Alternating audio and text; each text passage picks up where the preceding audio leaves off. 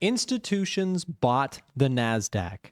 Kinda. In today's video, I'm going to be updating you guys on what we have in the form of tracking institutional positioning through our tools, the Commitment of Traders data, which have been delayed due to the government shutdown until new data just started being released. So in this video, I'm going to update what we found out from the Commitment of Traders data. We'll be showcasing the data that we do have, what's coming next, and what you need to know about institutional trading activity that we can track through the Commitment of Traders report. As we get started, remember, this is not financial advice. I'm simply sharing my thoughts and opinions on YouTube here for educational purposes only. Let's jump right on in. Okay, so yesterday we got new Commitment of Traders data that released, and there was some interesting stuff here, but there are some serious caveats that we need to discuss with this data. So due to the government shutdown, the Commitment of Traders data has been postponed for some time, and they just started updating everything that they had, obviously with people being out of work or just the government shutdown taking place, this report got postponed. Well, we're starting to get new information, and yesterday we got some. We just updated some of the features. Now, I do need to disclaim something, and I'm going to showcase before we dive deep into what we found from institutional activity. Let me just go ahead and show you this chart recently or real quick. So what we can see here is that there have been consistently reportings going into the Commitment of Traders data, but we're not getting them published until recently. As the government shutdown has ended, this data is starting to roll out. So check this out. Yesterday, which was of course the 21st of November, we started to get Commitment of Traders data from the what should have been originally published October 10th. So we are still over a month and some change, postponed, which some are going to write this up as completely useless information, but stay with me because I'm going to tell you why this actually still matters. So yes, this data is delayed. We're getting October 10th positioning from institutions all the way in mid to late November. But what you'll see is that our schedule here is going to start to catch up, and eventually we will be fully caught up to the new information coming in from the Commitment of Traders data. I know this is inconvenient, but I also know that a lot of traders use the COT report tools that we build to track and keep up to date with what institutions are up to. So what I want to show you with this is that, again, we now have COT data up to this point. That is October 10th, or what was that, October 7th. So we have that data now available to us, but everything that happened within here, we don't have from institutions. And I know people are going to say, oh, well, then this is completely useless from here. But let me explain why I actually would disagree and why this new information is still useful, even though it goes back to this point. Since the updated COT data that we have, the markets kind of made a move higher, but really haven't moved too far from this point here. Now, at this point, up to this point, let's take a look at what institutions were positioned for. So we know big money, smart money, they were buying. So let me show you. So if we now jump into the latest available Commitment of Traders data, which is again that October 7th update, what were institutions up to? Well, as of that point, NASDAQ was very, very bullish by institutions. Silver and gold also very bullish. The euro, the Nikkei, the South African rand, copper, platinum, JPY, these things are generally bullish as of that October 7th figure from institutions. Now, you have to remember really quick, institutions are not necessarily like us, where, there's day traders and short-term traders. A lot of the big smart money is more slow and steady. Like, they are much more like a big boat on the ocean, whereas, us traders, retail traders, are more like jet skis on behind the wave, right?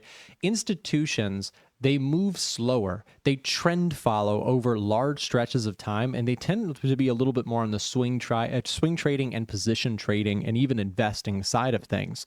So I want to show you this because we're going to come back to this chart in a second. Let me show you some COT data history specifically for the NASDAQ. So up to that point, where, reminder, we haven't moved that far in price action since then, institutions, look at this over time. They have been slowly and consistently accumulating long positions in the NASDAQ. Now, is it possible that in the newest data, they had a significant sell-off in institutional positioning? It is possible. But again, as we just got done discussing, they move slow and they trend follow. The trend is still up. And so, as of the latest figures, it is fair to say that institutions have actually been accumulating longs in tech stocks. And so, I thought that was very interesting because, again, yes, we are missing this data point. And I know some people will immediately say, oh, well, we can't draw any sort of conclusions. I hear you and I agree with you. We can't draw a absolute conclusion as of what institutional data was up to, like we usually can with the commitment of traders. We can kind of get like a 1 week back look, which is much more recent. I still think this is worthwhile to consider in our bias. We know that institutions have been adding to this trend. They've been building into this trend. And we also know that from where institutions were very bullish or, continuing to add longs, we haven't really moved that far. Sure, we had a little bit of a dip. Maybe they bought into that dip. Maybe we rallied a little bit.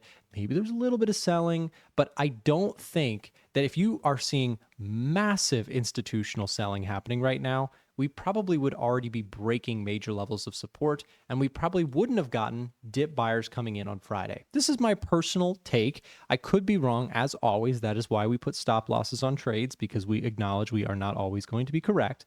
But my thought process is this COT report actually looks pretty bullish. Now, I mentioned we'll go back to our COT data tools and we'll take a look at the latest weekly filing. They added, as of the latest available data that we have, they were adding to the long positions on the Dow Jones, long positions on the NASDAQ. You can see they added more longs than they added shorts. They did add some shorts. On the SPX, however, they did add more shorts than longs. But overall positioning here for this, you can see the most bearish seems to be the SPX. The most bullish actually seems to be the NASDAQ, which is very interesting and the one that I am personally long currently. If you've watched my channel, you know that I recently bought the dip on the NASDAQ here. I have an overall score of +8 within the Edge Finder. Institutional activity is getting a bullish rating based on the system, the algorithm going in and looking at everything we just got done discussing. Overall net position still remains bullish as of the latest available data we have from institutions, and the latest weekly change showed more accumulation, so we get more points towards the bullish side of things. Overall, we still have seasonality that looks very good this time of year, although the 4-hour and day chart looks a little bit more on the rough side. However, the longer term still looks okay for the NASDAQ for me. So I'm just going to clean up my charts here for a second. So I went long recently here on the NASDAQ, this big drop. And I actually saw something interesting. I don't have the stats in front of me, but just so you guys understand, this occurrence that we saw on the Thursday sell-off is very rare in markets. It is very rare that you get an initial poke higher of over 1% gain and end the day down over 2%. And most of the time, historically speaking, when that has happened, you got to think this is soul crushing to a lot of the bulls, right? So we had a huge capitulation sell-off. Imagine if you are up a bunch of money in the morning, the NVIDIA earnings come out, looks good, and then that all got wiped away from you. That is going to convince a lot of people to throw in the towel and give up. So I think we saw that when we also take a look at some sentiment indicators. Our put-call ratio went crazy this past week, right? We saw a huge bearishness in markets. If we take a look at the NASDAQ here, still kind of neutral on the NAS, but I thought this was interesting. We've been showing the Bitcoin chart or Bitcoin put-to-call ratio. People got really, really bearish on risk assets this past week. And so we also saw this in the AAII Investor Sentiment Survey. Crowd sentiment is terrible. Everyone is convinced we're going to crash lower. It is part of the reason that I think we actually could move higher, going contrarian to the crowd or the herd mentality, which is everything is going to crash. We're going to zero. And, usually that's actually a decent time to be looking for dip buying opportunities. Of course, there's nothing certain, and the bears could get it right this time. But that's where we manage risk. If I'm completely wrong about this, I'll of course stop out of my trade with a controlled a controlled risk size. So with that said, I also want to take a look at the quick technicals. We still did hold for now that 100-day moving average. This is a nice little kind of attempt from the bulls here. I gotta say though, it looks better on certain other charts. Like if we take a look at Dow Jones, beautiful rebound off of this support and 100-day moving average. S&P 500, 100-day moving average held nicely. NASDAQ, this is where the bulls, I think if they're going to recover this is where they'd probably try. So with the COT data coming in, let's get back on topic here with the institutional data.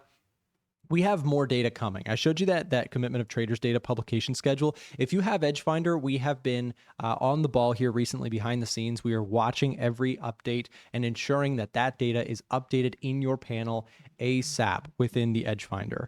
So if you have access to the tools, this will be the spot to be. Check in regularly on your commitment of traders data tools to see what is going on with the latest on institutional positioning. And if you don't have Edgefinder, now is your chance to get it at the lowest discount or lowest price, biggest discount of the year. We just kicked off our Black Friday discount. If you want to track what institutions are doing, there's plenty of ways to do this. You could go to the CFTC's website and download the giant text file that they put on there. But the reason that we're in business is because we build tools that make that stuff easier to read.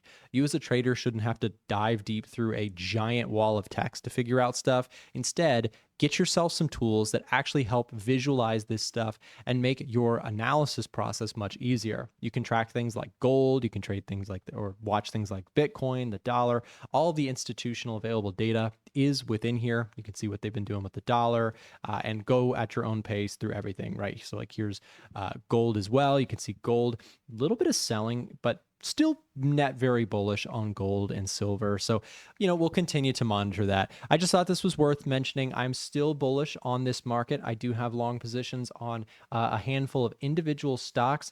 And believe it or not, guys, as a trade, I actually bought Palantir on Friday. I have never owned or traded Palantir before.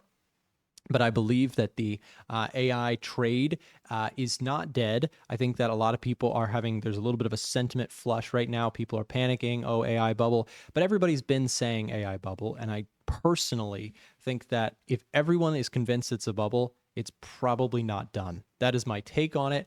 Maybe I'm wrong, but I'm a dip buyer here in this market with controlled risk. And again, I'm not using leverage. That is something that's really critical that I make in my videos. A lot of people have been, very emotional in my comment section here recently, and actually very upset with me that I'm bullish on this market. You can kind of tell when this sentiment gauge gets really extreme, when the crowd sentiment is very bearish, my comment section gets pretty nasty. Why? Because if I'm bullish in a market where most people are very convinced it's going to crash, like it was in April. In April, that was probably one of my most career-defining trading environments. Is my comment section was a minefield of people who were angry at me because I was buying stocks. They were like, just come back in 5 years, you get better prices. And, sure enough, that was an incredible dip buying opportunity that without leverage and with patience, a lot of us made a lot of money.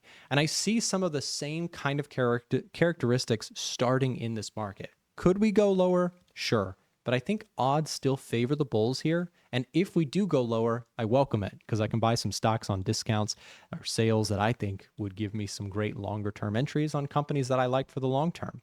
So I am a bull in this market. I'll continue to say it. One thing on my channel is whether you agree with me or disagree with me, I will stake my claim on what I'm actually doing in markets. A lot of YouTubers in the trading space will not do that. I'm patting myself on the back here because I really respect other creators who do this. I know several. For example, I watch Click Capital. Shout out to Jared over at Click Capital. Check his channel out.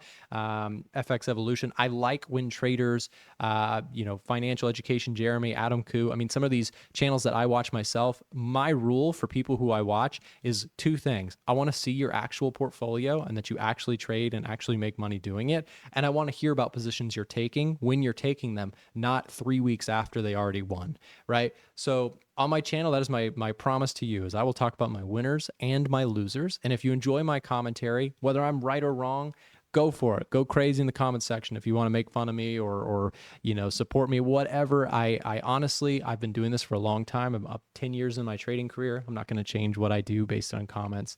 And I hopefully, for people who are kind of very emotional in this market, whether you're bullish or bearish, I do hope that you learn that you don't have to leverage yourself to the T in order to do well in markets. You can actually trade conservatively with good risk management, and you can acknowledge every once in a while when you're wrong. Most people refuse to admit they're wrong in markets, and that's what causes them to blow their accounts. Don't be that person and get yourself an Edgefinder copy. It's on super sale. Take advantage of the link and promo code in the description down below. Start taking your trading to the next level and trade like an institution. Don't trade like a gambler in the casino. Thanks for watching, guys. Have a great rest of your day.